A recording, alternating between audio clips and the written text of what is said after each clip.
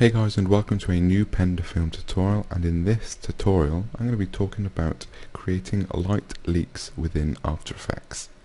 Light leaks is a way of getting light onto the film. You can do this with lens whacking with your actual DSLR camera if you want to create a more in the camera effect. But if you don't want to take off your lens and do some lens whacking, then this is a perfect way of getting a similar effect within After Effects. If you've ever watched a short film on Vimeo, YouTube, whatever, that's related to sort of summer, I'm sure you would have seen this vintage sort of light flare or leak sort of effect. So I'm just going to play this clip for you now, and this is what we'll be making in a short while.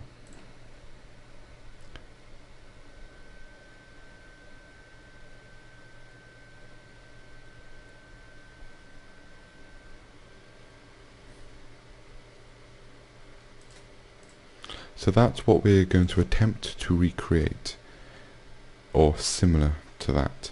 So the first thing we want to do is make a new project. We do not want to save.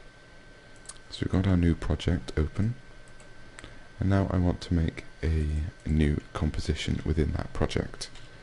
I'm going to name this Light Leaks. I'm going to have it on 1280 by 720. 24 frames per second, 1 minute 18 to match my footage. And the next thing I want to do is import my footage. So I'm just going to open up my Windows Explorer, go to Light Leaks, Assets, and drag and drop the GlideCam test run. Now I got this off Vimeo. It was a free stock footage sample, and I'll put the link in the description for you to download it also. I'm going to just drag this into my composition, like so, fit, and then with that I'm going to make a new adjustment layer. I'm going to name this Curves, and I'm going to Effect, Color Correction, and Curves. Now I'm just going to take out a lot of the contrast in this, because I don't necessarily want a lot of contrast to make this effect. That will do. I'm going to go my red. Just going to boost the red ever so slightly in the shadows and in the highlights. I'm just going to make it warmer so it will sell the effect more. Just going to bring up the green as well.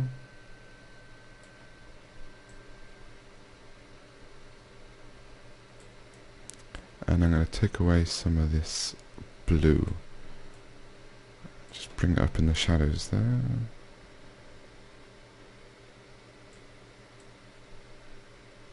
So that's looking pretty warm to me. Now another way you can do this is you can add a tint or a photo filter. I prefer a photo filter. And what you can do with one of these is you can add a warming filter and increase the density like so, and it will warm your footage. Now, I don't use one because I like to do everything through curves. It gives me more flexibility over what I want to do, but a photo filter is a really good way to get certain effects. I use them when I want to correct some lighting mainly, but you can use it to warm up your footage if you want. So now we've warmed up our footage using curves. I'm going to make a new solid. I'm going to name this Particular. I'm going to make it comp size, which is 720p, and the color, whatever color you want. I'm going to choose black. So once you've done that, we can add our effect, Trapcode and Particular. If you don't have Particular, I really suggest getting it because it is an amazing plugin for After Effects. It's like CC Particle Playground, but a lot simpler, and I think it's just better really. That's my opinion. Don't count me on it. If you don't like it, you don't like it. I can't do anything. There is one thing I forgot to do, and that is to trim the footage down. So I'm going to go over here. I'm just going to Alt and the left bracket key. I'm going to go further into the footage and choose where I want to end, and I think around there is a nice place to end. I'm just going to drag this footage over here. So there we go.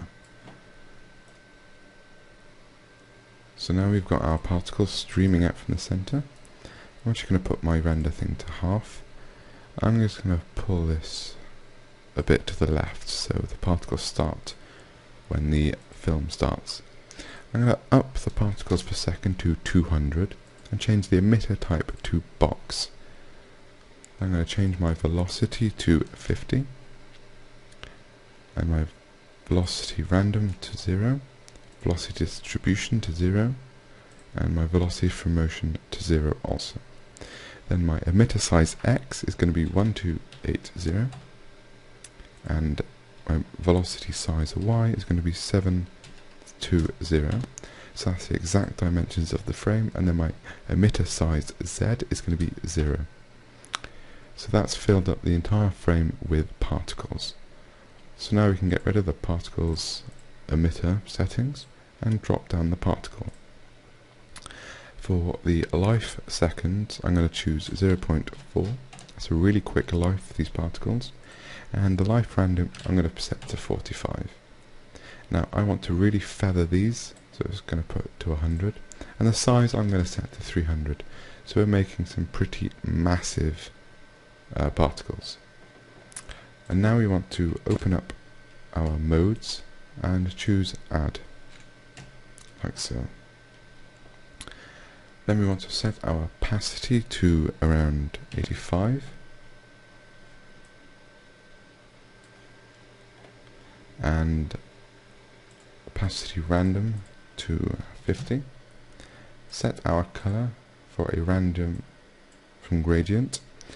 Go to color over life and get rid of the blue, cyan and green from here, and just drag the yellow over here like so. I'm going to make this quite a dark orange, like that, maybe a little lighter, like so.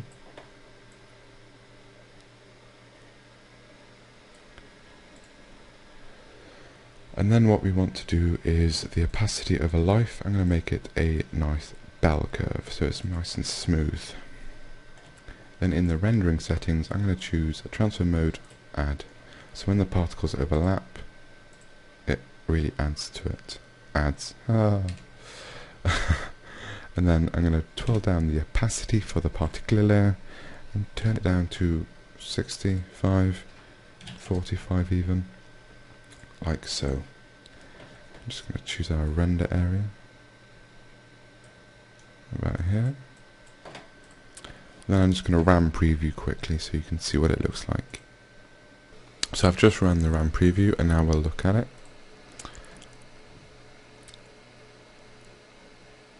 To me this looks pretty great for a quick attempt for a tutorial. Did this in under 12 minutes. On the previous one that looked really good, it took me around half an hour to an hour. I was also trying to figure everything out, but of course tweak this to your settings, because every footage that you import will probably have different contrast, different colours in it, so you might want to have to play around with the opacities, the colours that you're using for this effect. But in the end you should get something similar to this. It's just a really warm, happy sort of effect going on in After Effects. And yeah, that's it for this tutorial. I hope you've enjoyed the first After Effects tutorial in about 2 or 3 years now. So thanks for watching this tutorial, and I should see you in the next one.